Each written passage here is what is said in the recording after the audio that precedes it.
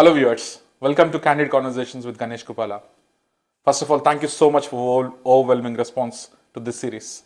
We have been speaking to various influential Indians in UK and also business leaders and political leaders as well. So far we have got great response. So continuing that, I have another guest today who's influential Indian in UK and he's doing great work on various areas. I'm going to introduce you to him and talk more about what he does and his field of work and what he's doing for the community in India and UK basically. So today I have Manish Tiwari with us. Hello Manish. Hi Good to Ganesh, meet- thanks for inviting me. No, my pleasure. So Manish, I know about you. We met before previously a couple of times, but for my viewers, would you like to introduce quickly about who you are? Then probably we'll go into the details. Sure, Ganesh. Yeah, So, as you are aware, I work in the space of marketing, yeah, and the USP of my firm has been cultural marketing. So, we define it as multicultural marketing. And that essentially means marketing which is more holistic. So, the principles are the same, but we're looking at how the demographic and because of demographic shift in the UK, what changes marketing needs to bring into its narrative.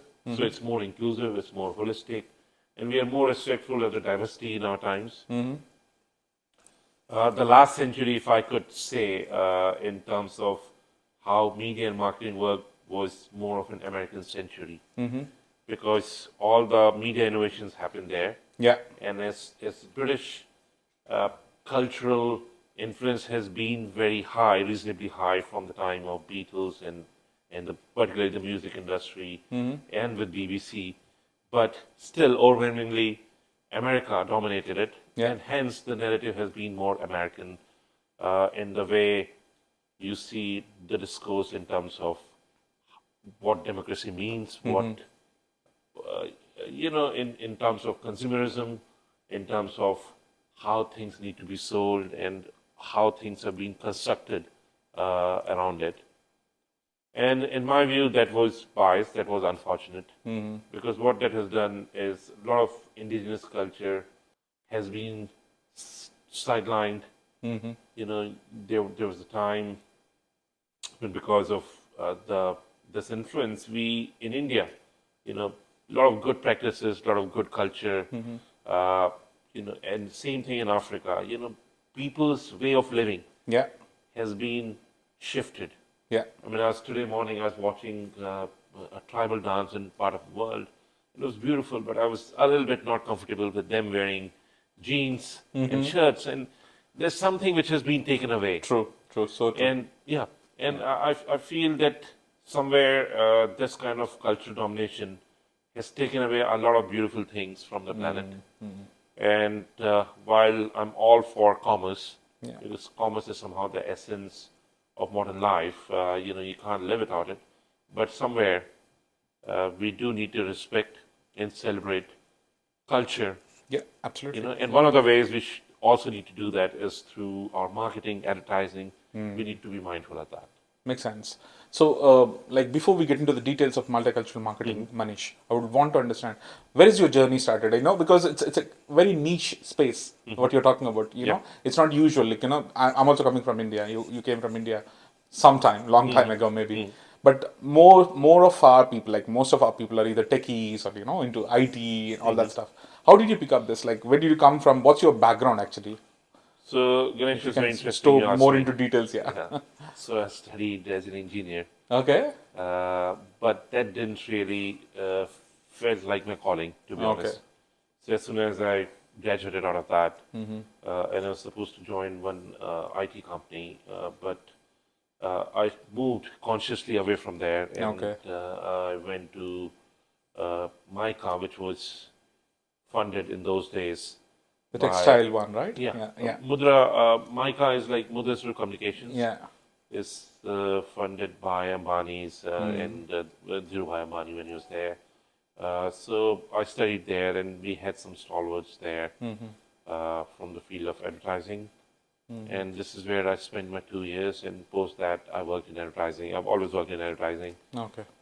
When I came to UK in 2001, I was doing work in theatre, and I was studying theatre I was writing, and I did a postgraduate in Sheffield. Okay.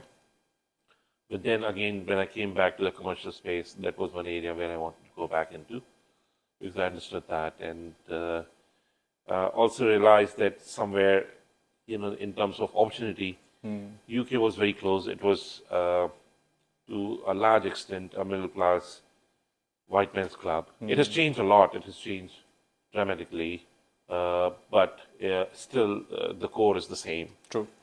So eventually I found myself into a niche, and I could see how London was changing. You're going to meet Sadiq, and he's an example. I mean, in our times, in our very own times, things have changed so much in London, in the United Kingdom.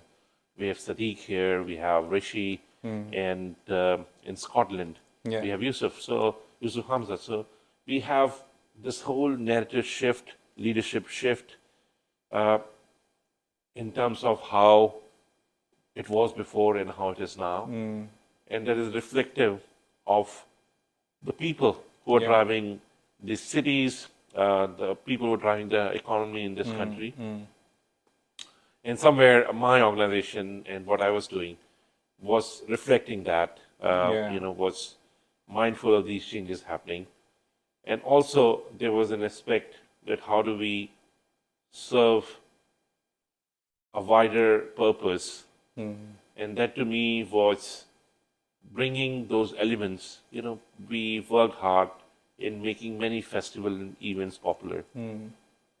And one of the things, Ganesh, you yourself are from a community, Telugu community, which is possibly not that well known. I mean, Tamils are still well known in the UK because of the numbers. And one thing which pains me always is this whole thing about numbers. That we marginalize people who don't have numbers. True. So this has led to a very unhealthy thing in the planet, when people want to convert people to a certain religion or to a certain group or a certain community, or these things happen, and the whole idea for them is to make sure that their numbers are big enough. True. But in the process, a lot of beautiful things are lost. And we as an organization, we celebrated Nowruz a few days back, which is I've seen that. the Russian community, and then it predates Islam. So a lot of communities from Iran, from that part of the world, Kurdistan, they all celebrated. And that is the beauty of our planet, because these are traditions, the diversity element the of diversity. it. That makes life worth living. You can't live on commerce alone. True. You touched upon very interesting topics there, Manish, in short intro though. So you touched upon how the narrative of the leadership of the Western world has changed. Because if you think about like 20 years back, you'd have never thought about like a colored person becoming a prime minister of a country like UK. And Sadiq made it happen for London. You mentioned about Yusuf. You mentioned about multiple leaders, like, across the globe. Not only, like, even the vice president of US is, like, Indian origin now. And across the globe, things are changing. So how do you think this paradigm shift happened? Is it more like acceptance itself, or is it more like, becoming more commercially powerful in the market made this happen? Because if you look at all of this, these are very successful business people. Like Rishi is extremely successful businessman before coming into the leadership. Politics, you call it as people leadership. So is it the commerce which is playing the thing, or is it more of acceptance of the world has changed? I would say maybe a tricky one, but so I think there is one event which I think kind of in a small way triggered, which is Obama coming to the presidentship in the United States, and I think that had some shift. Because if you see the history of the United States, black people were slaves, and then the shift is massive if you kind of look at that. And even now, when I go to US, I feel there's a lot more discrimination. You still see that? I still see that. When you say commerce, that's where I'm talking. You go to areas which are black dominated and poorer areas, and you get the sense of unease, Um, and there are so many colors, movies and books written about it, uh, where you kind of face the things, where you can see that color still playing a Matters. role. Recently, we did a campaign for Vatika, for Dabur Vatika, and then that's about celebrating women in workspace this year on International Women's Day, and that is more about women of color, who don't have that much voice, and they get exploited. The pay gap is huge wherever they're working. So there are issues like that in terms of commerce, in terms of how things are. In the United States has an influence because that's where you have a lot of people from black origins, and they're pretty much equal parts in terms of numbers, but in terms of the impact on economy, they're much lower. And somewhere, I think that has set a global narrative. Yeah, makes sense. But while I was talking about, and Obama could kind of trigger the thing that yes, there can be a president in the largest democracy in the world. I would say largest, but richest democracy Richest in the world. democracy in the world, That can be not from a white male background. And I think that has kind of slowly, we used to talk about Keith was potentially a prime minister candidate. Yeah. But eventually it happened. I mean, that was shocking for most people. Yeah. That Rishi Sunak suddenly became prime minister. And if you look at the history, it was not easy. Yeah. I mean, Rishi's journey, if you see, even in those 8 weeks or whatever number of weeks it was before he was selected, he was the last candidate. Yeah. Because they tried everything. They tried. There's so much of failure from the rest of the Tories. Yeah, Yeah. there was like, it's like one of there were like even narrative of like, is this really UK politics? Is this like what's happening in the 8 weeks? So many prime minister, chancellors were changing, everything was happening. So, but eventually they landed, and I think it's good that it's consistent and it's Yeah, but it stable was now. a last-minute measure. I mean, Yeah, because yeah. everything else failed, True. they said, okay, this man has to be given a chance. It was a bit on those terms. Yeah. And it's not been easy, and it's not going to be easy either, because people come and say that possibly if he continues, he'll be the last prime minister who's brown, at least for times to come. And I can see that why they're saying that, because the right-wing base doesn't accept him on equal footing. Yeah. So there are issues like that, and when we're talking about numbers and demographics, this is what prompts people to say, okay, if you have a certain number, you can get those votes. And this is a problem with the modern day democracy, that we are, and this is where I don't want to support Rishi because he's Indian or Indian origin or True. Because of his brown. capabilities, skill set, Yeah. or what his leadership is. What I mean, this is makes our sense. wrong narrative, which we are focusing on.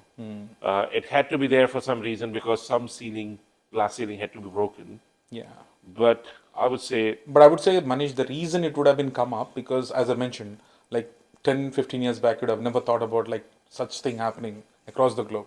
So when people across the globe have seen this, like, talking about Rishi, right? African origin, or like he's from Africa, he's basically from Indian origin, and all, like rest of the world has seen it as like such a big change. Like, wow, it's something big happening now. And you rightly mentioned about Obama's story as well, because the whole world has seen like, okay, this can happen now.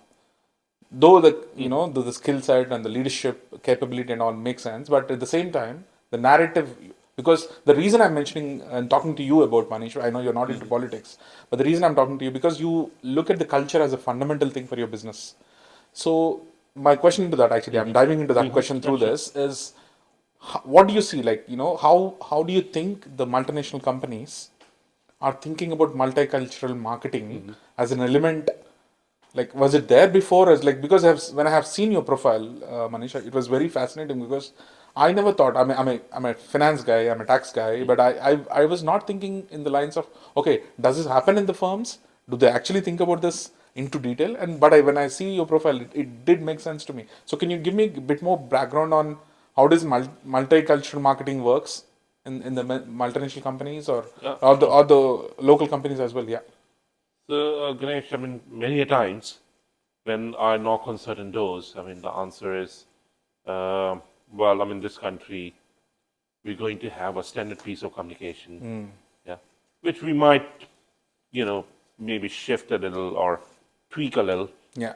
but it's going to be the same. We're not going to pander or cater to different sections of the society. And that's a racist view, in my view. It's clearly saying that, look, we want to keep the power in control. We're not going to celebrate or acknowledge fully other cultures. Oh, yeah, we might do something, which says that, yeah, tick box, that we also do this, and we are okay with this, and we also celebrate this. But we're not going to embrace it. There's a difference. Embracing different cultures creates an impact. Yeah. And multinational companies, unfortunately, their leadership does not acknowledge it. And I won't say I had a huge amount of success, but I had some breakthroughs. For example, my very first campaign was for Asta. And in those days, I think It was Ramadan, I think, right?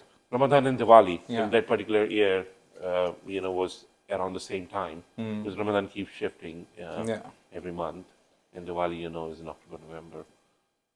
So it happened to be in the same time, and it was so difficult to get the campaign through. I mean, I got the break, but it was blocked all the way till it went to the CEO of the business, which was unusual.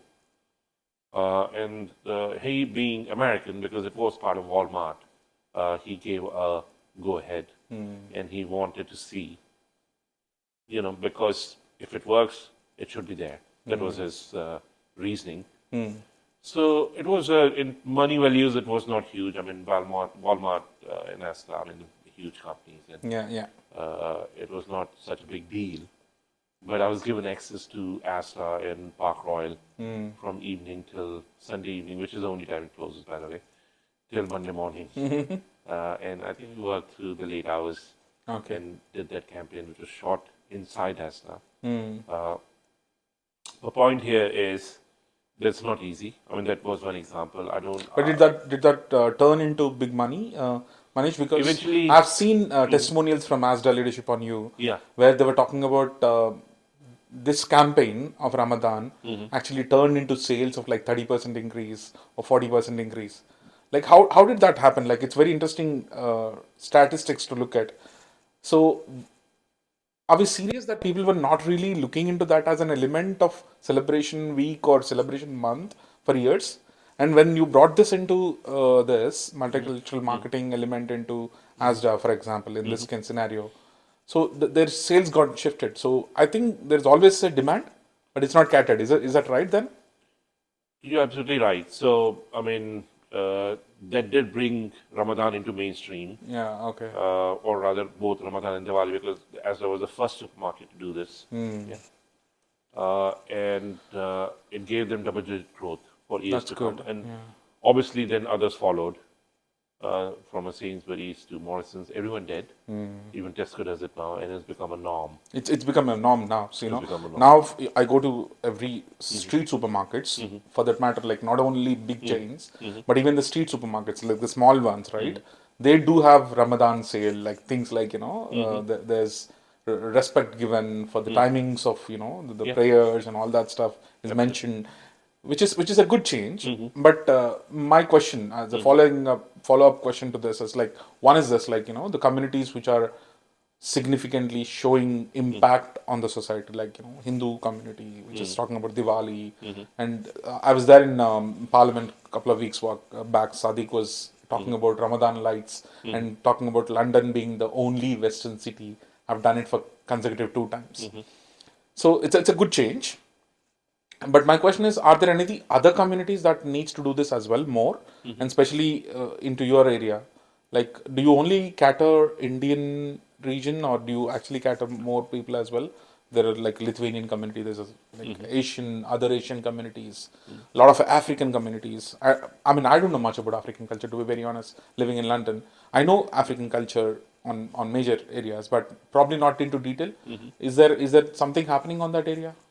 Very interesting question, Ganesh. So, Indian community is not the only community, or there are two distinct communities. So one is pan-Indian communities, of which, let's say, Tamil or Telugu or Maharashtrian different communities exist, and they have their own nuances.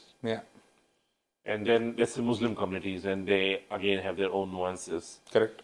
But my point here is that how do you kind of choose which communities to work for, or where do you kind of focus your energies, because you can't do everything. True. So obviously the answer to that lies in terms of numbers, in terms of demographics, in terms of what is commercially viable. But there's also a little dangerous path, because then it does lead to a certain kind of focus, which takes away some of the uniqueness, which can push the business. It's not always about numbers. But since if you look at the demographic chart of UK, you do find that the Indian community is the biggest other community. Non-British community. Non-British community which has grown. Then you find that there are communities like Pakistani community or Nigerian community. In fact, Indian and Nigerian communities tend to kind of, in current times, have the highest numbers in terms of migration. Indian community is the biggest. Second number. Do you have the statistics, Manish? It will be interesting to understand. Yeah. What's the numbers? So, what's the size of Indian community? So I'll give you an example. So if you say that work permits, which are the only way to get professionals in the country, you have the Indian communities getting something close to 120,000 plus, and then about that's per year. Per year. Wow. And 150,000 in terms of, or 130,000 in terms of students. Communities, which is the biggest. So if collectively looking at 300,000 people per year. That's and their dependents. And their dependents. So when you talk about 300,000, it's almost like a million number if you bring about dependents. No. Probably lesser than that. Possibly lesser than that. Because students also. Students, okay. But the second biggest community is Nigerians. Okay. Interestingly, their dependents were the highest in terms of student dependents. Okay. So there were 3 people coming on average. Okay. So there were things like that which Home Office has, I think, reworked, and I think they've reduced the number of dependents. But the primary thing is that, these communities were the largest, if I can use the word, importers of public services, because these were people then, like Indian communities, they go into banking, IT, but also in nursing. NHS, most of NHS workers. You just heard 20,000 visas have been granted or going to be granted to doctors, because there's an acute shortage in the NHS. And while all this is happening, let's not get caught into the numbers game. But I always look at what is the trend, what is that shift, what fascinates us as a nation, because eventually this is a potpourri. We kind of come together, we mix together, and then there's a different British culture, which is mixture of all these things, a bit like a rainbow. You kind of bring different colors and different traditions together, and that kind of has the potential to make this a very rich and diverse country. As you would be aware, that Britain still, is one of the biggest economies. True. We're not that big in number. But that's the power of intellectual capital, power of cultural capital, power of diplomatic capital, the ability to kind of reach out to world leaders across the globe. And unfortunately, somehow in this whole narrative of Daily Mail versus the left, or Daily Mail versus the independent, or the right versus the left, we are losing out. You said I'm not into politics. No, I don't have a choice but to understand politics. No, makes sense. And this whole shift of right wing versus left wing tussle, which we've been seeing in America, which kind of got heightened during the Trump years, has taken away something essential, is to not, that is a very dangerous narrative, the right and left narrative, and which a lot of people are pushing. True. And the outcome of that is simply going to be that you'll have polarization. And it's not progressive as well. It's definitely not progressive. It's more of a regressive economic strategy as well. Because if you want to be progressive, even like looking at the world market, like I'm into international markets, so I see that even the Islamic countries are moving more towards kind of urbanization, making sure that it's no more a religion-based country I mean, like Abu Dhabi is Saudi Arabia. yeah, Abu Dhabi has is a a great temple now. example. I mean, Yeah, Abu Dhabi it has a was one of big the temple. big temples. Yeah, Babs Babs, worked. yeah. Yeah, correct. Yeah. And even KSA, right? I mean, Saudi Arabia, Yeah. like Prince Salman picked up this vision 2030, and he's saying like we will develop. It's like it's going to be the next Dubai for you. So there's a narrative shift happening from the Islamic countries. So then if the other countries doesn't pick up and don't look into progressive academy strategy, it's not going to work out. So I think there has to be a shift overall into the commercial element as such. Okay, that makes Yeah. sense. No, shift absolutely. And coming back to your original question, that was hit the nail on the head. That is there acceptance of multicultural marketing? Yeah. I would say not really. It's happening. It's happening, but it's happening because people see the numbers. Yeah. But I would like it to be integrated into the business, into the culture of the business. Yeah. Yeah.